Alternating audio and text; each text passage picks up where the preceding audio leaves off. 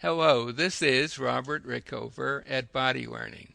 And today my guest is Mary Padilla, who is an Alexander Technique teacher in Armonk, New York.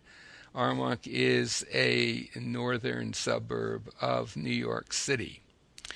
And we're going to talk today on the general topic, what is it that Alexander Technique teachers do when they teach? And our conversation kind of stems from a book, a little booklet that Mary produced, and it's also available on her website called Free Agent Learning to Teach by Teaching, in which she describes a project she undertook in her final semester of teacher training in New York City. And it's a fascinating read, and she has set about addressing a number of very basic questions about what Alexander teachers do. And she says she wanted to know, what are we doing to people when we teach them the Alexander technique? Mary, welcome to the show. Hi. Mary, could you give our listeners a very short description or definition of the Alexander technique? I think that about 5% of what we are is consciously known to us, and its attempt to go from the tip of the iceberg and make the acquaintance of the rest of ourselves. And that's important because the rest of ourselves has quite an impact on how we live our lives. I assume that's why we'd want to do it, right? Yes, and out of interest. Out of interest, yeah. Uh-huh.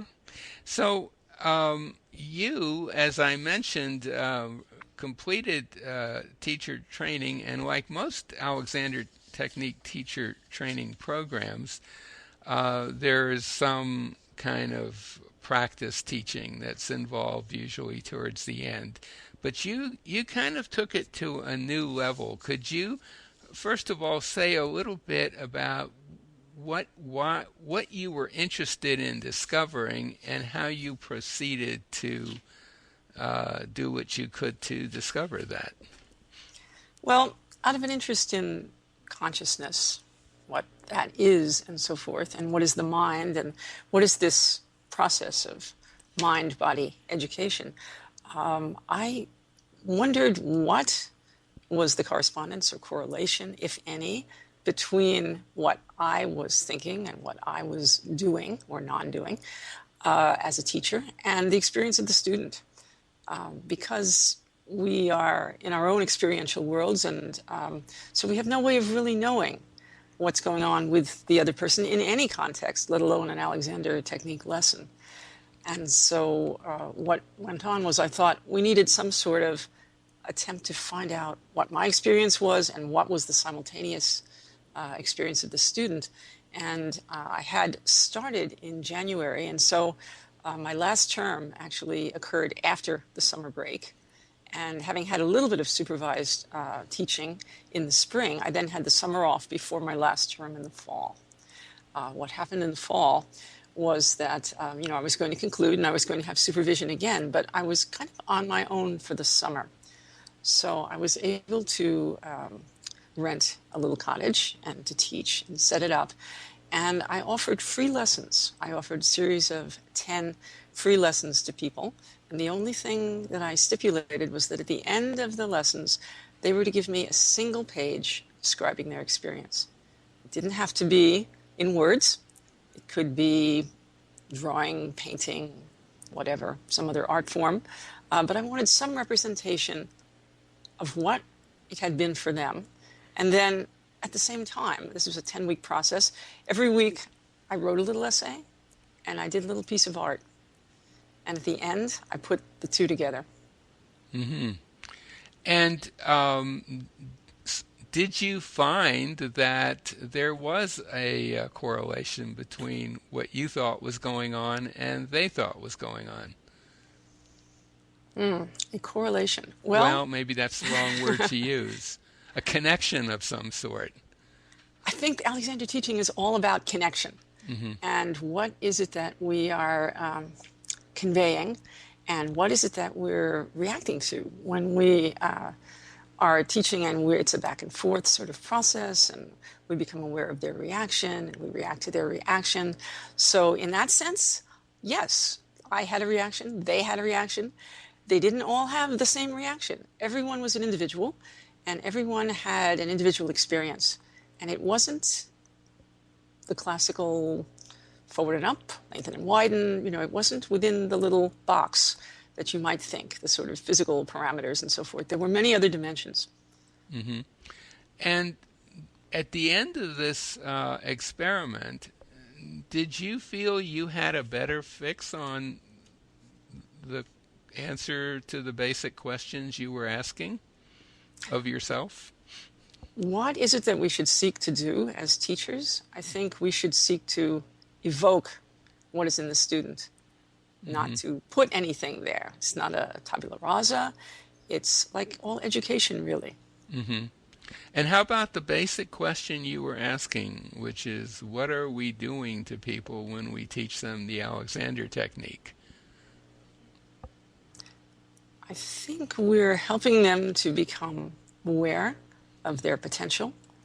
And I think we're helping them to learn ways of accessing it. Mm-hmm. And that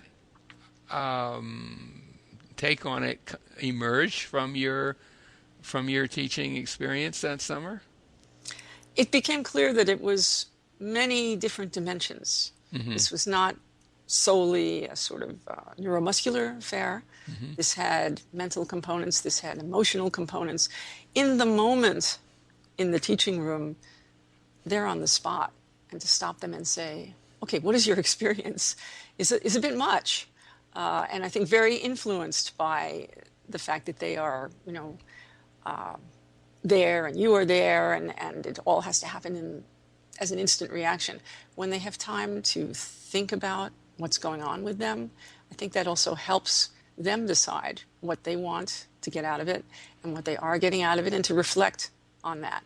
In my own lessons, my first teacher, I have, every 10 lessons, I've written a little page on where I am now and what has changed and that sort of thing. And it was sort of a chance to do that. Right.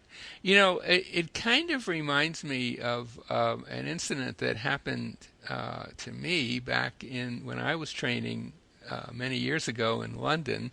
I used to, whenever there was an Alexander teacher giving a talk on the technique, I'd go see it because I was real curious to see how teachers presented this to the public.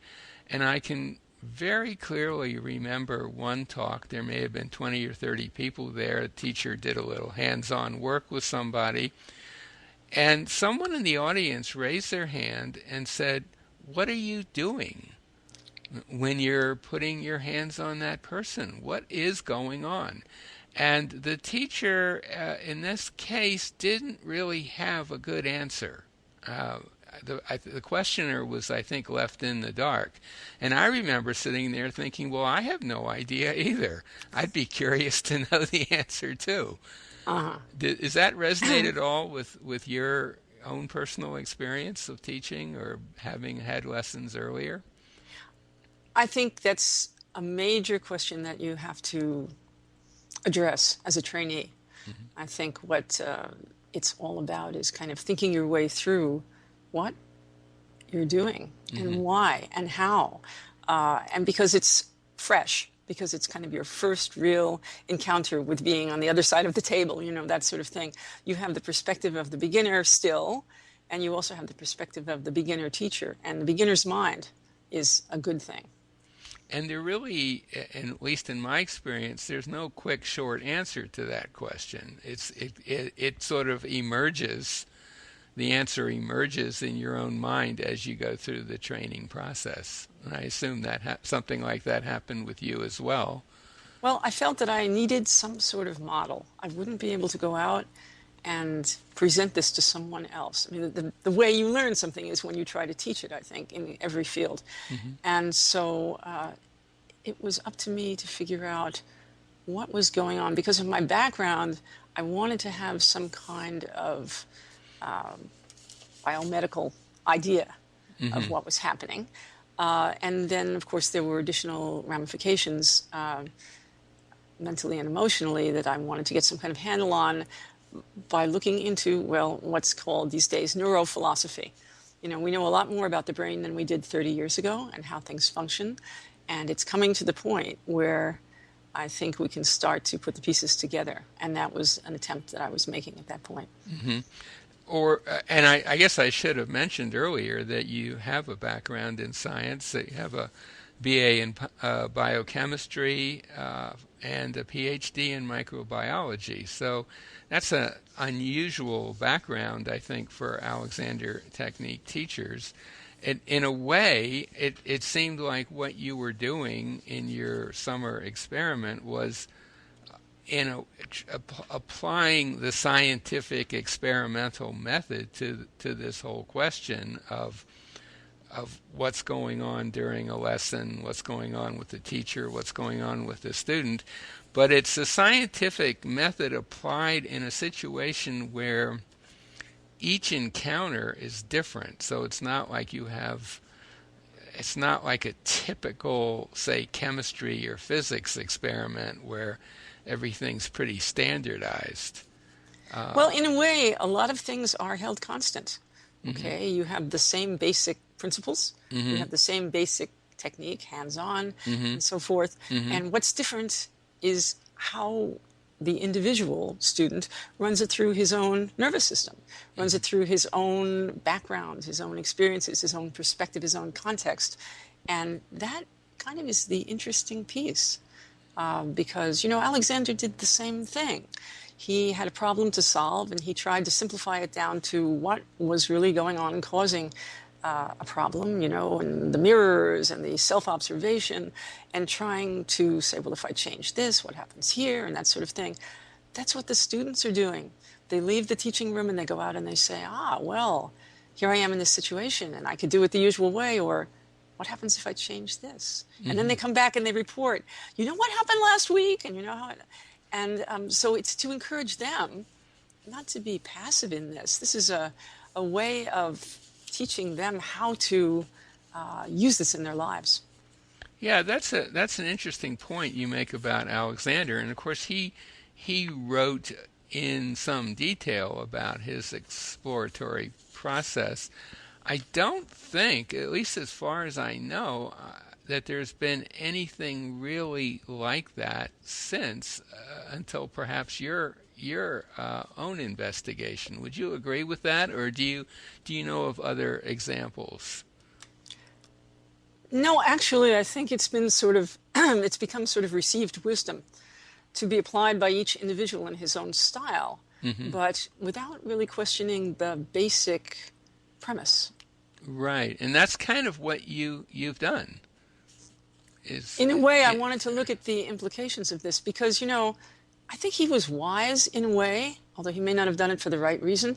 When Dewey wanted to do research on what was really happening, quote unquote, really, and he refused. And I think the level of understanding at that point of the appropriate physiology and so forth was not going to be useful. It was just going to tie things in knots. But I think now, you know, we can go back with a sort of informed sense of all of that and do another low-tech experiential thing. Mabel Todd, you know, wrote her book, 70-something years ago? But because she kept it at a phenomenological level, it's still relevant today. William James, Principles of Psychology, 100-plus years ago, still meaningful because he didn't tie it in to what would now be obsolete physiological models of what was happening. And I think that there is an opportunity to take that phenomenological approach and look at what happens in the Alexander situation because it is so multifactorial. It is hard to isolate a single variable and so forth and do a different kind of experiment looking into what is going on. That would be meaningful. I thought about it. I tried to think of something, and this is what I came up with, which is not very hard sciencey. Yeah, but speaking of hard science, it does seem that developments in neuroscience are a particularly fertile area for investigating the Alexander technique. And you alluded to the work of Tim I'm not sure how to pronounce his I name. think it's Tim Cacciatore. Cacciatore, who's an Alexander technique teacher and a PhD in neuroscience, who lives in London now. And he's developed a way of actually measuring postural tone. I don't remember all the details of it, but he and colleagues developed a methodology for doing that, which really didn't exist until they created this amazing machine called the I think Twister. right. His collaborator was, doing that part, and they put the two pieces together. I think. Right. Yes. And just in general, neuroscience just seems like a perfect field because even for the last several years, you'll hear statements from neuroscientists using the very term Alexander coined, inhibition, to describe what they would often regard as the most important function of our brains, is to inhibit in Alexander's terms, which doesn't mean repress a la Freud, but means just making a decision not to do certain things or not to choose certain paths. Well, we have a lot of what used to be called central sets. I think they're all new terminology now, but the basic idea is linked series of nerves that will carry out a series of coordinations together. So that in the beginning, if you're a baby and you're trying to figure out how to pick up your head, that's one thing. But ultimately, you'll pick up your head, you'll stand up, you'll go, you'll open the door. The minute you think of opening the door, it all kind of falls together and it's very efficient and so forth. If, however, it's not being done in an optimal way, but it's being done in a way that you kind of copied from your primary caretakers who copied it from the way their parents did it and so forth, and you want to change that to be more physically, etc., efficient, you do have to remember not to fall into that habitual pattern and to choose another way and to prioritize certain other characteristics. Tim Cacciatore did a lot and is doing a lot of neuromuscular type work, and that's one thing. The consciousness piece, not so much. Right. But the interesting thing about what he's doing is it is very quantifiable. Absolutely. And he has parameters he can measure and isolate and just change one thing. Yes. And that's something that, as far as I know, is virtually absent from all previous scientific or medical studies of the technique. The one exception might be a breathing study done at Columbia by, I can't think of his name, lung capacity in the Alexander technique. But in general, even large-scale studies like the relatively recent British Medical Journal study, large-scale randomized control groups and all of that, is still dealing with people's self-reporting on what they notice about back pain. It's not really, it's measurable, but not with the precision that Tim's studies have been. Well, it's qualitative. It's qualitative, yeah, Right. exactly. And so this is a more objective, quantitative, very meaningful and very needed look at what goes on in the technique. Absolutely. Oh, I agree totally. Can you imagine further experiments along the lines that you conducted? Perhaps by other teachers or by yourself? At this point, I don't know. I'm not sure what would be of value. So I'm going to say, no, I don't have any more ideas at the moment. I'm sure that someone else can come up with something meaningful, and that would be great. So is there anything else that you would like to mention before we we bring our conversation to a close? No, I think we can use this as a means of mind-body awareness that can be of significant value when we apply it to the things that we want to do in our lives.